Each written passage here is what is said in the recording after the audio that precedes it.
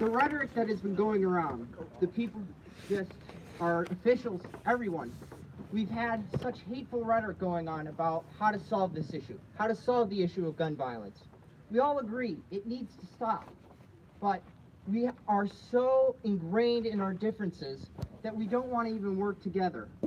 Unfortunately, compromise is the only way things get done at Washington. It's the only way things get done at Lansing and all across the country.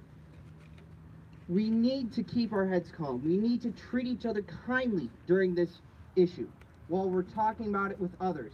We may not agree with their opinions on the issue, but we need to at least understand that, hey, they see this differently. We need to work with them somehow to at least get this issue solved.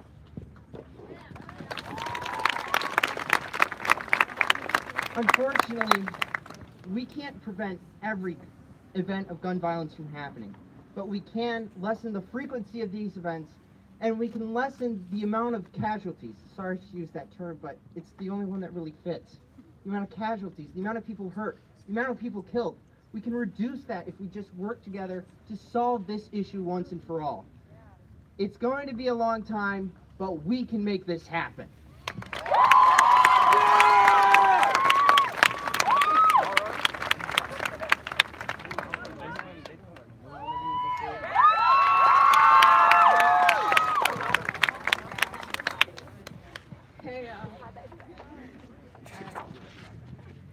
So my mother grew up in a time where the only school drill she had to practice was for protection from the weather. My mother grew up in a time where she could go to a movie theater and not have to worry about someone inflicting harm on her and others with her. My mother grew up in a time where she could go to church and focus on praising the Lord instead of focusing on how many exits there were. My name is Chloe Gill, and I'm growing up in a time when things are different. I'm growing up in a time where we have multiple school drills in place to protect us from our classmates. Because harm isn't inflicted by mainly the environment and war anymore, we have to worry about those in our community too. I'm growing up in a time where every time I'm in a public area, I'm planning an escape strategy. I'm growing up in a time where if there's a large group of people in a church, we have security guards in case the devil decides to show up. You see, my generation has a different mindset than the ones before us. My generation has been placed in situations that generations before us never had to deal with.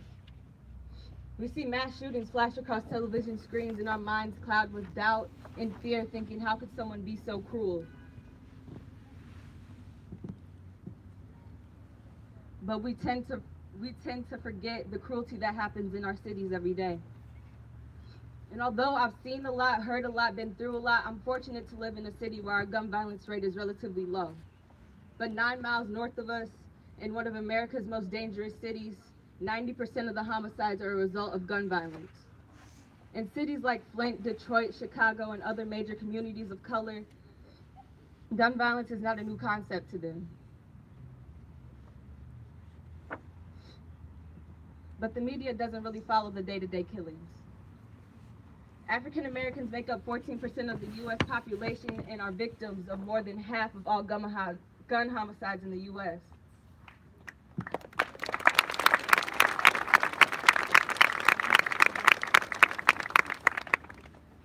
But unlike terrorist attacks, in these cities, gun violence is a part of everyday life.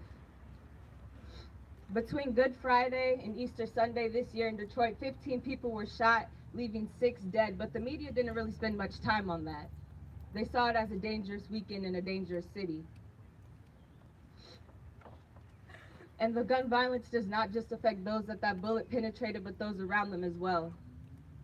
The mothers and fathers who have lost their children, the children who have lost their parents, the brothers who have lost their sisters, the sisters who have lost their brothers, the family members who have seen the light and their loved ones destroyed by a bullet. And yet 9 miles away from us and all over the country, situations like this occur too often. We should not be moved to only address gun violence when it shows its evil face in mass shootings, but in the fatalities that happen every day.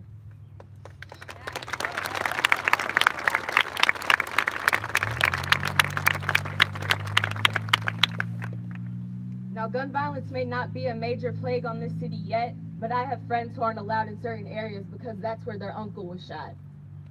I have friends who have lost their mothers and fathers 9 miles away from us. I have classmates that walk those hallways about the ones that are lost to our streets.